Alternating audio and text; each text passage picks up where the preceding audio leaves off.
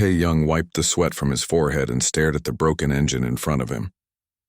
The salvage yard stretched endlessly under the orange sky of New Haven, filled with the remains of old ships and forgotten machines. He had been working here for 3 years now, far from Earth, far from the memories that still haunted his dreams. The war had ended 7 years ago. Or rather, humanity had lost.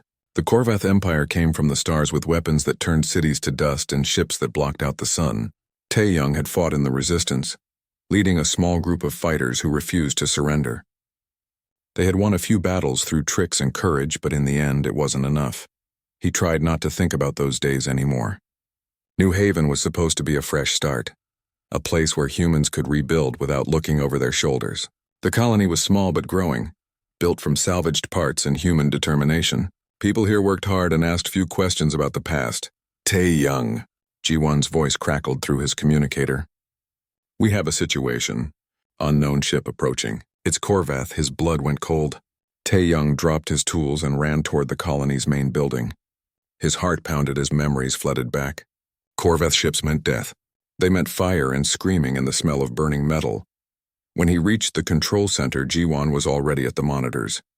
Her face was pale. It's just one ship, small, a scout craft. She looked at him with worried eyes. Tae-young, it's asking for you. By name. That's impossible, he whispered.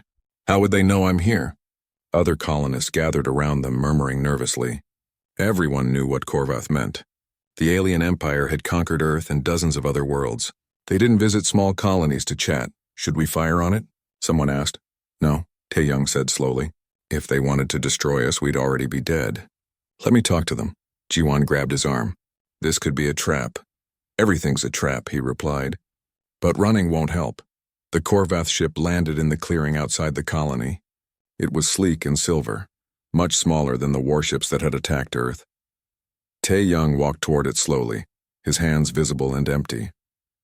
Behind him, he knew colonists were watching through scopes, weapons ready. The ship's door opened with a hiss of air. A figure stepped out, tall and imposing. Korvath warriors were larger than humans, with tough gray skin and eyes that glowed faintly. This one wore no armor, just simple clothing. Silver markings ran down her arms and face. Tae-young's breath caught in his throat. He knew this warrior. He would never forget her. 7 years ago, during the final battle for Seoul, his unit had been surrounded. They fought until their ammunition ran out, then picked up whatever they could find. Tae-young had stood over his wounded friend, ready to die fighting. A Korvath warrior approached him, weapon raised. But she hadn't fired. She had stared at him, tilted her head, and lowered her weapon. Then she spoke one word in broken English. Destiny. Before he could understand, other Korvath soldiers arrived and she walked away, leaving him alive. Now that same warrior stood before him again. Tae-young, she said.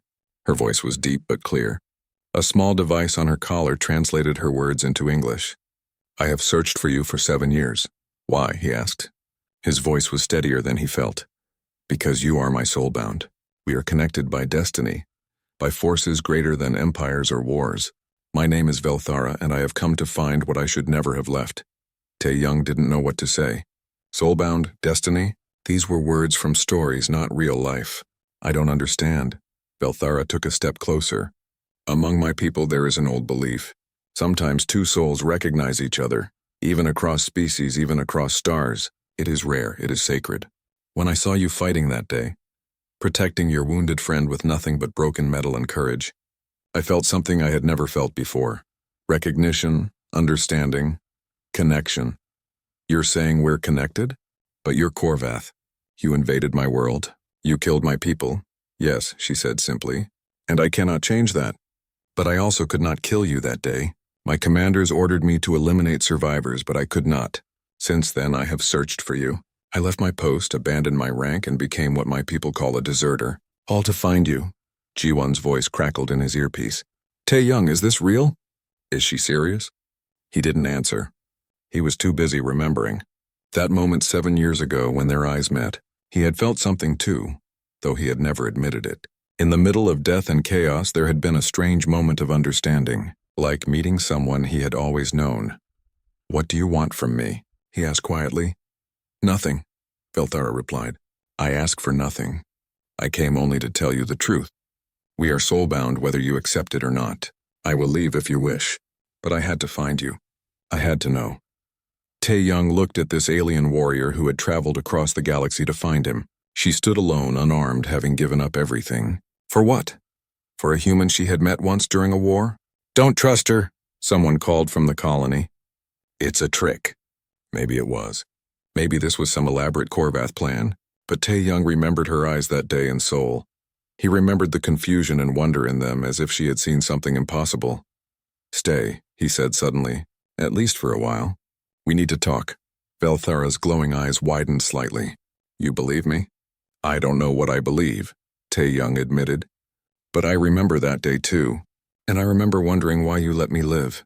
Maybe we should find out why. The colonists argued about letting a Korvath warrior stay in New Haven. Some wanted her locked up.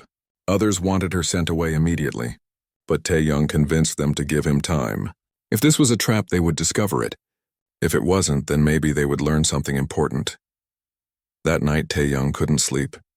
He sat outside his small house looking at the stars.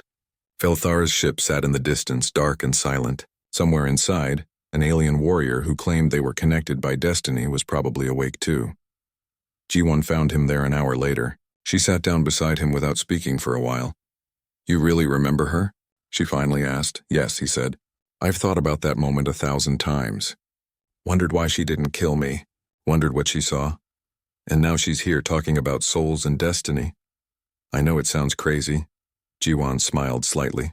Everything about the last 7 years has been crazy. Aliens invaded Earth, we lost. We survived. We built a new home on another planet. Why not add destined alien soulmate to the list? Tae-young laughed despite himself. When you put it that way, just be careful, Ji-won said, her smile fading. I trust your instincts. But she's still Korvath, and we're still human refugees living in the shadows. I know, Tae-young replied. I haven't forgotten. But as he looked at the stars, Tae-young felt something he hadn't felt in 7 years. Not just curiosity or confusion, but hope. Maybe, just maybe, something good could come from all the pain and loss. Maybe destiny wasn't just a word. Maybe against all logic and reason, Velthara was telling the truth. The next morning, Tae-young found Velthara sitting outside her ship watching the sunrise. She didn't move as he approached, but he knew she had heard him. Korvath warriors noticed everything. Your star is smaller than the one over my homeworld, she said without looking at him. But the light is warmer. Tae-young sat down a few feet away from her. Tell me about this soul binding. What does it mean to your people? Velthara was quiet for a moment.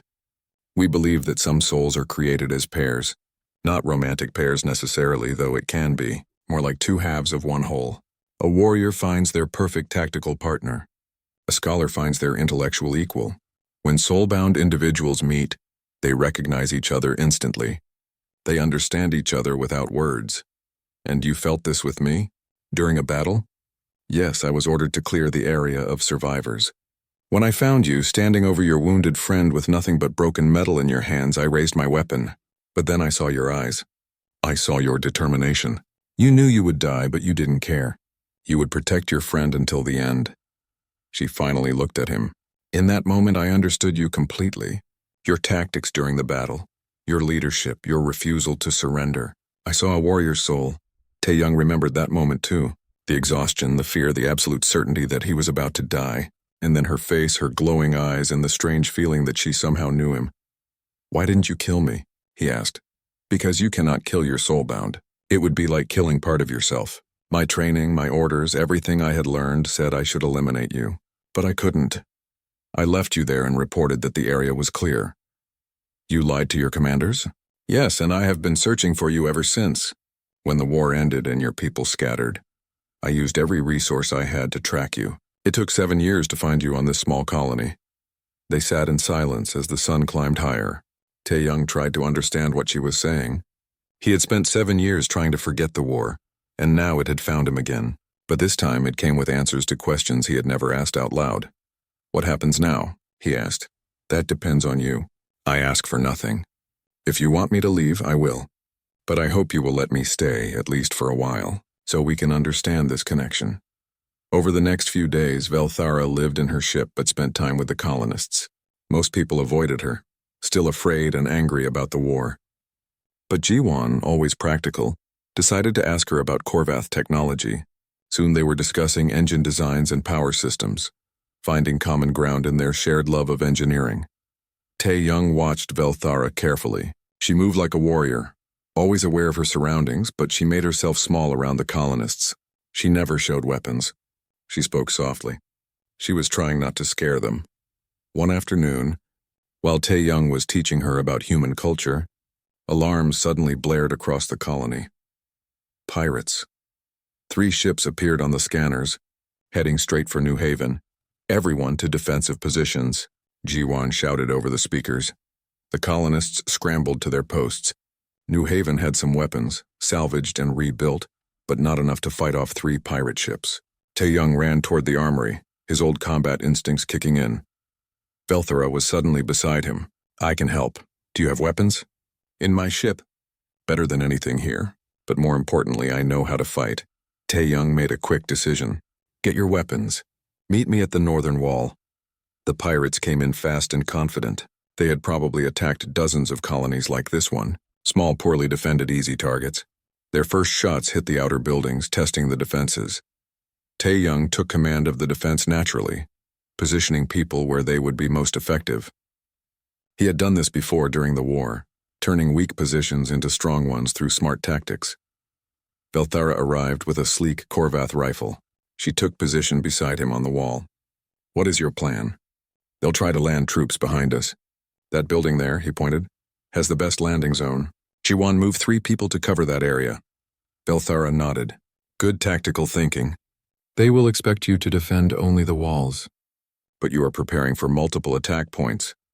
They have better weapons, Tae-young said. But we know this place. We know where to hide and where to shoot from. You fight like a Korvath warrior, Velthara said with approval, using advantages others cannot see. The battle began in earnest. The pirates landed exactly where Tae-young predicted, and his people were ready. But there were so many pirates and they had powerful weapons. The colonists were getting pushed back. That's when something strange happened. Tae-young and Velthara started moving together without planning it. He would move left and she would cover right. He would reload and she would step forward. They fought like they had trained together for years, anticipating each other's actions perfectly. Behind you, Tae-young shouted, but Velthara was already turning, already firing. A pirate fell. 2 coming from the east, Velthara said calmly, and Tae-young was already aiming before she finished speaking. Ji-won, watching from the command center, felt chills. She had fought beside Tae-young during the war. She had never seen him work with anyone like this. It was like they shared one mind. The pirates began to retreat. They had expected an easy victory, not a well-coordinated defense. Within an hour, they fled back to their ships and jumped away into space. The colonists cheered. No one had died and only a few were injured. Tae-young leaned against the wall, exhausted. Velthara stood beside him, not even breathing hard. That was impressive, she said. You commanded your people well. We fought well together, he replied. Like you said we would. Velthara looked at him seriously.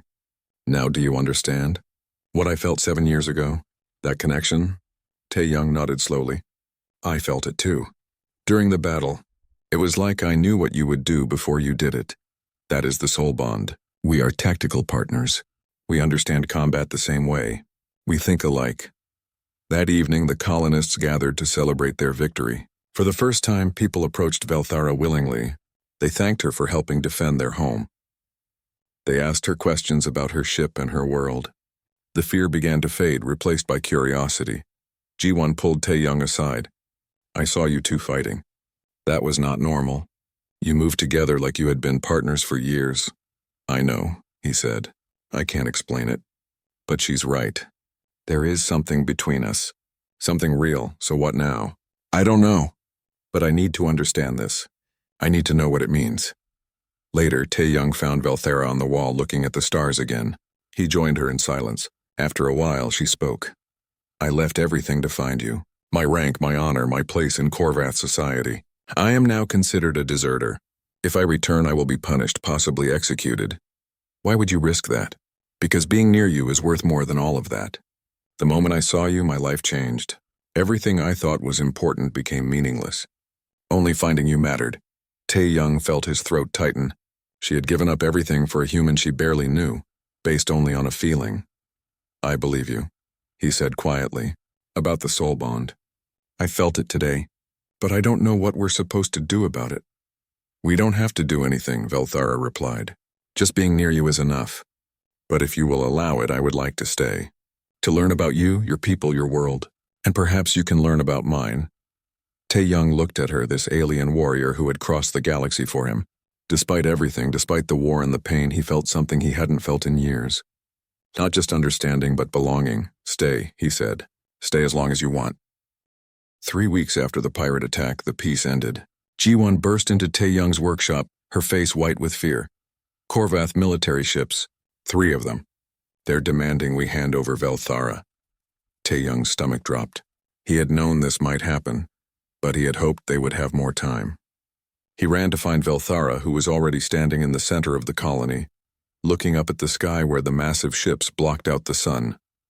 I must go, she said calmly when he reached her.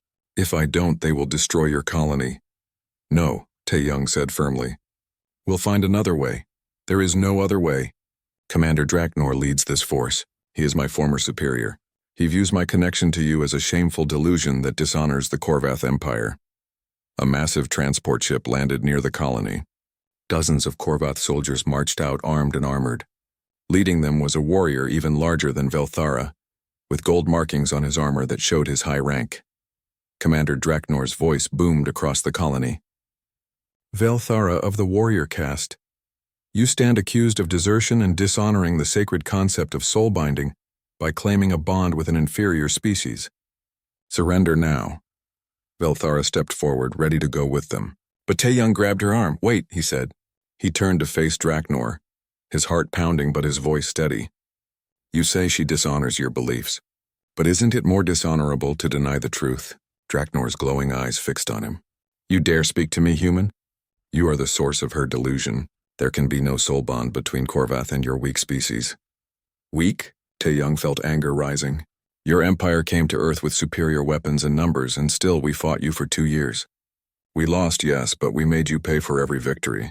Is that weakness? Several Korvath soldiers shifted uncomfortably. They remembered the war on Earth.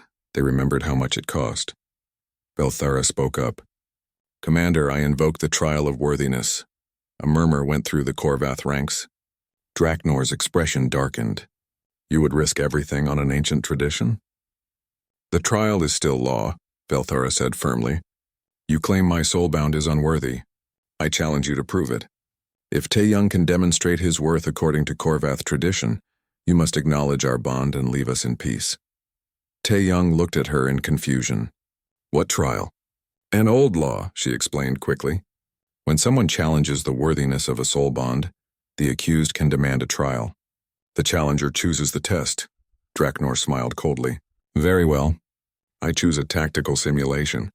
Your human will face an impossible scenario.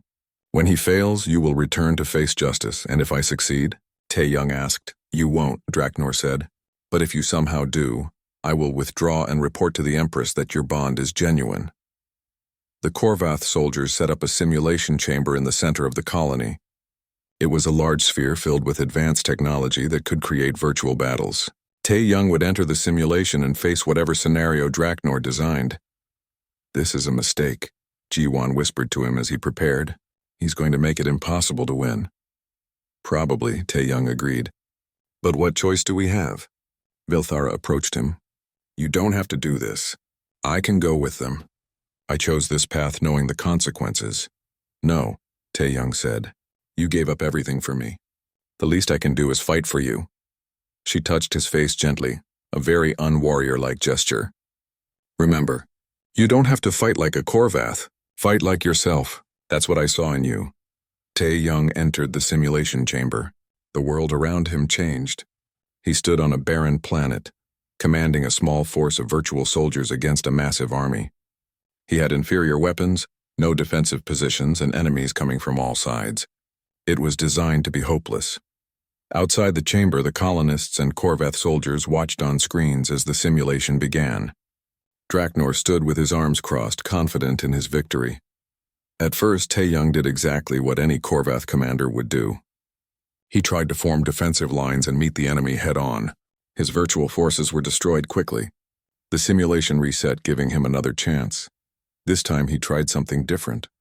Instead of fighting directly, he scattered his forces and had them hide. The enemy wasted time searching for them. Then his forces would strike quickly and disappear again. Guerrilla tactics, just like he had used on Earth. Draknor frowned. What is he doing? That is no way for warriors to fight. He's using human tactics, Velthara said quietly. Fighting smart instead of fighting fair. Tae-Young's virtual forces struck at the enemy's supply lines. They destroyed communications equipment. They created confusion and fear. The larger army began making mistakes, firing at shadows, wasting ammunition.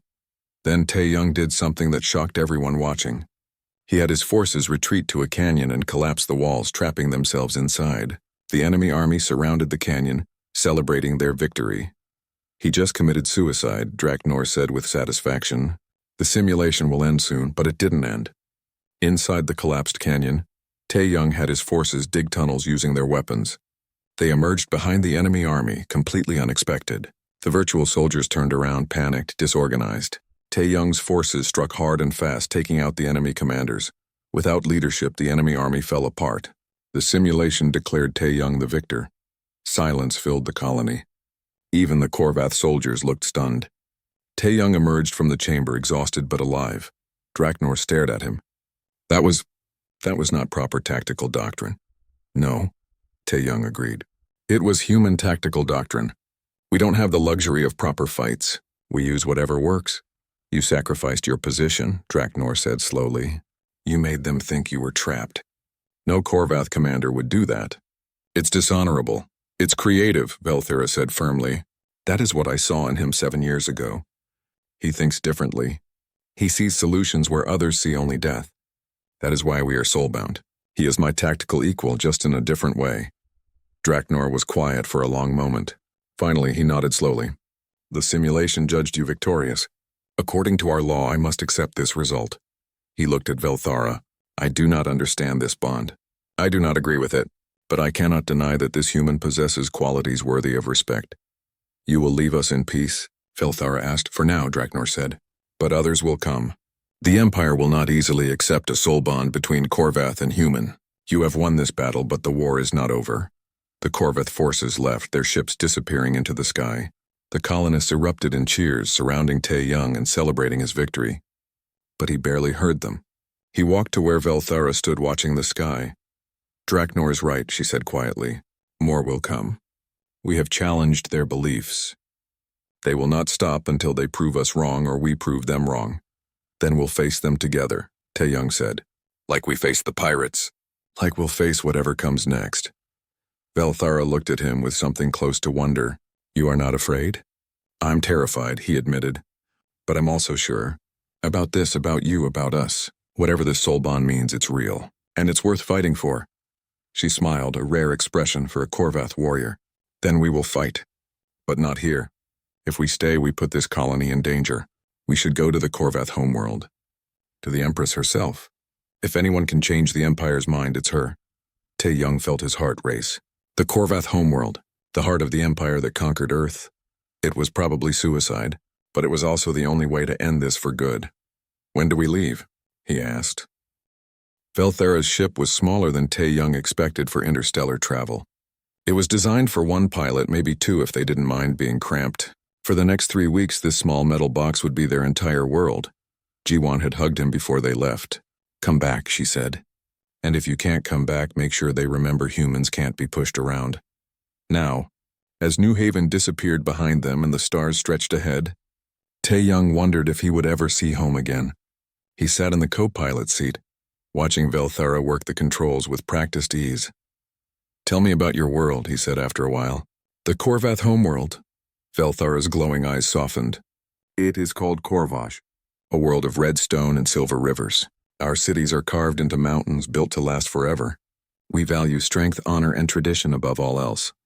It sounds beautiful, Tae-Young said, and terrifying. Both, she agreed. The Empress rules from the Tower of Ancestors, where every leader of our people has stood for 3,000 years. She is wise but also very traditional. Convincing her will not be easy. But you think it's possible? I hope so. The Empress values truth above politics. If we can prove our bond is real, she will recognize it. But many in her court will resist. To them, humans are conquered subjects, nothing more. The days blended together in the confined space of the ship. Velthara taught Tae-Young about Korvath history and culture. He learned about the Empire's expansion across the galaxy, their military traditions, their complex social structure based on warrior castes. In return, he told her about Earth, about its oceans and forests, its diverse cultures, its long history of conflict and cooperation.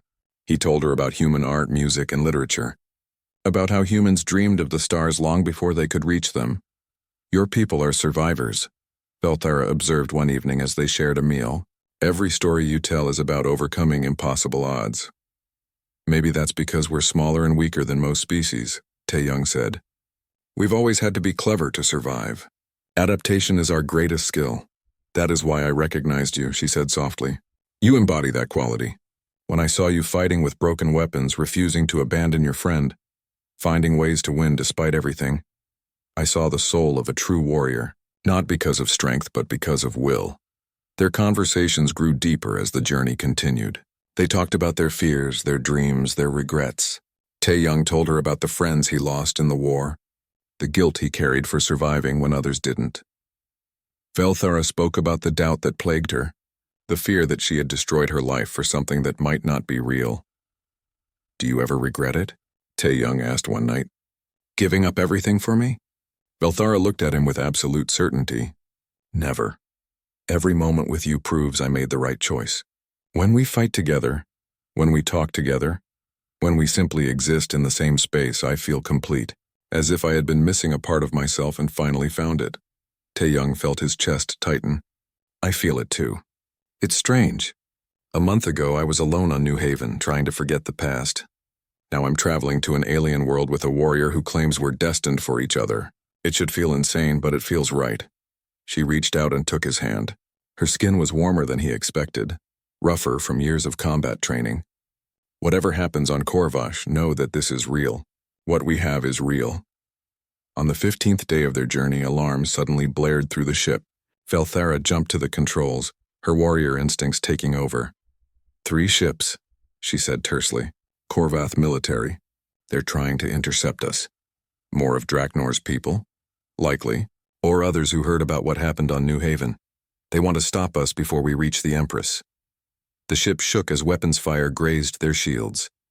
Velthara's hands flew over the controls, executing evasive maneuvers that would have made Tae-Young sick if he wasn't so focused on survival. Can we fight them? 3 against 1? Now we have to run. She pushed the ship harder, diving and weaving through space. But the pursuing ships were faster. Tae-Young studied the navigation display. Years of salvage work had taught him to read 3-dimensional space quickly. There, he pointed. That asteroid field. Can we hide in there? It's too dense. We'll be destroyed. But they won't expect us to go there. And I've navigated worse in salvage operations. He looked at her. Trust me. Velthara hesitated only a moment. Then she turned the ship toward the asteroid field. Guide me. I'll handle the flying. They plunged into the field at full speed. Tae-Young called out directions using his instinct for 3-dimensional navigation. Left, right, up, spin, dive. Velthara followed his instructions instantly, trusting him completely even when the maneuvers seemed suicidal. The pursuing ships tried to follow, but without Tae-Young's guidance, they couldn't match their movements. One ship clipped an asteroid and spun away. The other 2 gave up, unwilling to risk destruction. When they finally emerged from the field, both were breathing hard. Velthara turned to him with wide eyes. That was incredible. How did you know those paths were safe? I didn't, Tae-Young admitted. I was guessing based on the patterns I saw, but I knew you could handle whatever I called out. That is the soul bond, she said. Complete trust without hesitation. You knew I would follow your guidance. I knew your guidance would be true. The rest of the journey passed without incident. As they approached Korvash, Tae-Young felt his anxiety growing. The planet appeared on the view screen, red and magnificent, surrounded by dozens of orbital stations and defense platforms. That's your homeworld, he said quietly. Yes. And now yours too, perhaps. Velthara sent a signal requesting permission to land. I have identified myself and requested an audience with the Empress. They cannot refuse. I am still a citizen of the Empire, even if I am considered a deserter. Permission came through. They were directed to land at the capital city of Korthai, in the shadow of the Tower of Ancestors. As they descended through the atmosphere, Tae-young saw cities carved into red mountains, silver rivers winding through valleys, massive structures that dwarfed anything on Earth. The Korvath Empire was ancient and powerful, and he was just one human about to stand before its ruler. I'm scared, he admitted. So am I, Velthara said, but we face this together. Whatever happens, we are soulbound. That is worth any risk. The ship landed in a guarded docking bay. Through the viewport, Tae-young could see Korvath guards waiting, weapons ready. Beyond them rose the Tower of Ancestors, a massive structure that seemed to touch the sky. Ready? Velthara asked. Tae-young took a deep breath. He thought about Earth, about New Haven, about Jiwan and the colonists who had trusted him. He thought about the 7 years since the war, the pain and loss, and the unexpected hope that had walked back into his life in the form of an alien warrior. Ready? He said, and together they opened the door to face their destiny. The throne room of Empress Carthea was the largest space Tae-young had ever seen. Carved from red stone and decorated with silver, it stretched like a cathedral toward the sky. Hundreds of Korvath filled the room, all staring at him as he walked beside Velthara toward the throne. The Empress sat on a throne carved from a single massive stone, wearing robes that seemed to shimmer with captured starlight. She was ancient, her silver markings more complex than any Tae-young had seen, but her glowing eyes were sharp and clear. Commander Draknor stood to one side, his expression dark. Near him was another warrior, even larger with markings that suggested she was someone important. Velthara of the warrior caste, the Empress said, her voice filling the room without seeming loud. You stand accused of desertion and dishonoring the sacred concept of soul binding by claiming a bond with a human. What do you say? Velthara stood straight, showing no fear. Empress Carthea, I claim no dishonor. I have found my soul bound, as is the right of every Korvath. That he is human does not diminish the truth of our bond. Murmurs filled the room. Several Korvath looked angry, others merely curious. The Empress raised a hand for silence. Humans are a conquered species, Draknor said loudly. They are weak, their technology primitive, their military ineffective. How can such a being be soulbound to one of our elite warriors? The Empress turned her gaze to Tae-young. He felt the weight of those ancient eyes studying him, seeing everything. Human, you may speak. Tell me why you believe you are worthy of this bond. Tae-young took a deep breath. Every eye in the room was on him. He was one human standing before the heart of an empire that conquered his world. But he thought about Velthara beside him, about their connection, about everything they had shared. I don't claim to be worthy, he said, his voice steady. I'm just a human who fought to protect his home and lost. But 7 years ago, Velthara saw something in me, not because I was strong or powerful, but because I refused to give up, because I fought with everything I had, even when I knew I would lose. He gestured around the room. You say humans are weak. Maybe by your standards we are. We don't have your strength or your technology, but we survived your invasion. We rebuilt our lives. We adapted and continued. Isn't that strength too? Not the strength to conquer, but the strength to endure. The Empress tilted her head slightly. Interesting words. But words are easy. Commander Draknor reports that you defeated his simulation through trickery and dishonor. It wasn't trickery, Tae-young replied. It was adaptation. I didn't fight the way Korvath fight because I'm not Korvath. I used the advantages I had. Isn't that what warriors do? The large warrior near Draknor stepped forward. I am Veskara, master of combat and teacher to Velthara. If this human claims to be worthy of a soul bond with my student, let him prove it in the traditional way. I challenge him to single combat.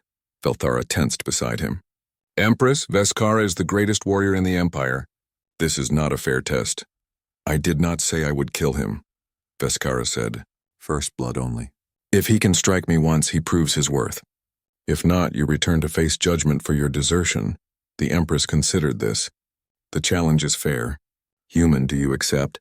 Tae-young looked at Veskara. She was huge, easily 7.5 feet tall, muscles like steel cables.